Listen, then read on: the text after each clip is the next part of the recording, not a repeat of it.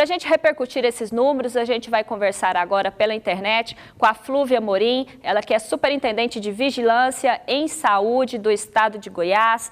Boa tarde, Flúvia, seja muito bem-vinda aqui ao TBC1. Há vários dias, o Estado de Goiás já vem confirmando 400 casos em média, né? Por que se deve? O que está acontecendo? O que se deve a esse aumento?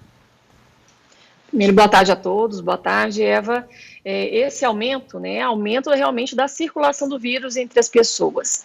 Então, há vários meses, né, vem sido informado por pesquisas, por governos, que o aumento da mobilidade das pessoas e o aumento do contato das pessoas umas com as outras aumenta também o número de casos. E isso a gente tem visto no estado de Goiás. Então, a partir do dia 20 de abril, o que nós observamos? Um aumento da mobilidade, tá? Ou seja, um aumento de pessoas nas ruas, e depois, cerca de 15 dias, nós começamos a observar um aumento mais acelerado de casos.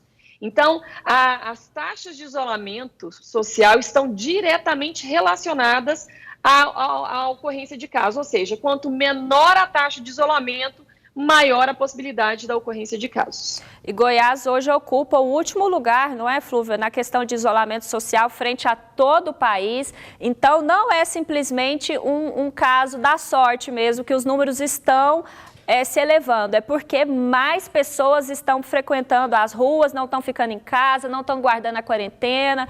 E essa escalada dos números, ela preocupa a Secretaria, o Estado de Goiás? Com certeza preocupa, porque nós fizemos uma reunião nessa semana e também na semana passada do Centro de Operações de Emergência do Estado, e foi apresentado pelo UFG as projeções, né, dos estudos que eles fizeram. E as projeções, ela mostrava 3 cenários. Um cenário ótimo, né, que é se a gente conseguisse manter a taxa de isolamento em 50% a 55% de forma constante. Um outro cenário, mantendo as taxas igual estava no começo, na primeira quinzena de maio, e um cenário muito ruim, que seria com a diminuição das taxas de isolamento gradativa, que é o que a gente tem visto nas últimas semanas. Por esses cenários, né, o que eles projetaram é que poderíamos, sim, ter um pico de óbitos no final de julho, né, teremos, na verdade, um pico de óbitos no final de julho, né, com milhares de óbitos acontecendo, se a gente ficar nesse cenário pior, que é o cenário vermelho, e com uma situação bem melhor se ficássemos entre o cenário azul e o cenário verde, ou seja, com isolamento entre 50% e 55%. Então, o resumo que eu quero passar para vocês é que, se nós, infelizmente, não conseguirmos manter uma taxa de isolamento em 50%, a projeção mostra que nós poderemos sim ter um colapso do nosso sistema de saúde no mês de julho. E os dados que a gente tem visto atualmente já estão mostrando, como você mesmo falou, esse aumento, né, com 400 casos sendo confirmados em 24 horas. Então, está só confirmando o que a projeção da UFG já nos mostrou. Ô, Flúvia, essa questão sobre os casos subnotificados, ou não notificados, porque certamente existem, a testagem é pequena. O governo pretende investir nessa questão da testagem em massa, ampliar a testagem, para que justamente mais pessoas saibam que o vírus está circulando realmente entre a população e possam aderir ao isolamento social? Bom, primeiro deixar bem claro o que é a subnotificação. Subnotificação é quando uma pessoa tem sintomas da doença, ou ela tem a doença e ela não foi notificada, ou seja, não foi informada à Vigilância Sanitária Municipal e Estadual. O que nós temos hoje não é uma subnotificação de casos, porque os casos, a gente tem no sistema não só casos confirmados, mas tem muitos casos suspeitos, como o próprio boletim mostra. O que tem acontecido é que nem todo caso suspeito tem a confirmação laboratorial. E isso vem em decorrência do próprio protocolo do Ministério, que fala que devem ser testados 100% de todos os casos graves hospitalizados, e esses a gente tem fornecido, né, kits e tem distribuído, né, esses testes. Agora, nós temos os casos leves, né, síndrome gripal leve, que aí, não, de acordo com o protocolo, não é 100% que deve ser coletado.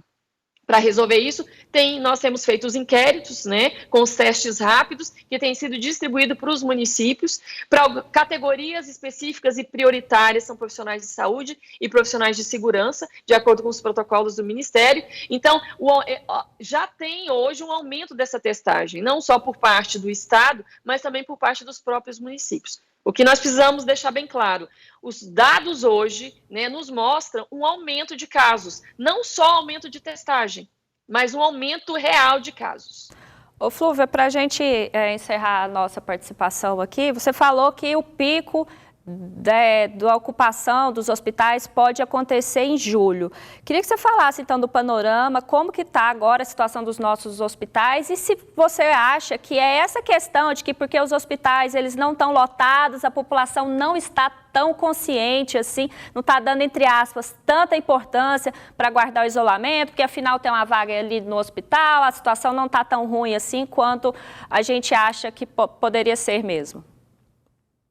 Bom, primeiro que todo mundo precisa entender como é que funciona a sequência, né, de caso. Primeiro eu aumento o caso, depois eu aumento internação e depois a gente aumenta leito.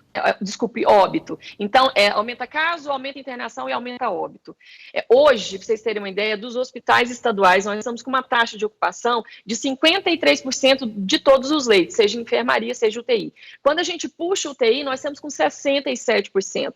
Essa taxa de ocupação, lá no começo de maio, estava entre 30% e 35%. Então, a gente já observa também um aumento gradativo das taxas de internação.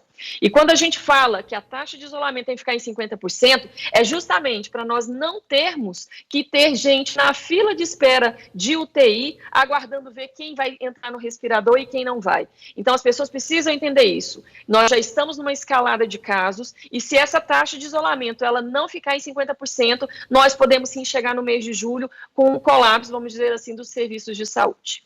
E se com a questão que a gente está hoje, né, que o comércio ainda não está totalmente aberto, o isolamento não passa, não sobe o índice, essa questão da flexibilização da abertura dos comércios, tanto na capital quanto no interior, preocupa? Com certeza preocupa. O que a gente tem, desde o último decreto, que foi de 19, 20 de abril, o que a gente tem visto e o que a gente tem falado? Primeiro que a gente está vendo que os decretos eles não tá sendo seguido rigorosamente. A gente tem mais atividades econômicas do que estava previsto no decreto estadual. Esse é o primeiro ponto. Segundo ponto, das atividades que podem abrir, nem todas seguem o protocolo adequadamente, que a gente tem ouvido isso das fiscalizações nas nossas reuniões do COI. Então, juntando esses dois fatores, o que a gente tem? Um aumento, né, da mobilidade entre as pessoas e aumento de número de casos. Tá certo, eu agradeço a participação da Flúvia Morim, ela que é superintendente de Vigilância em Saúde aqui do estado de Goiás. Flúvia, muito obrigada pela sua participação aqui no TBC1.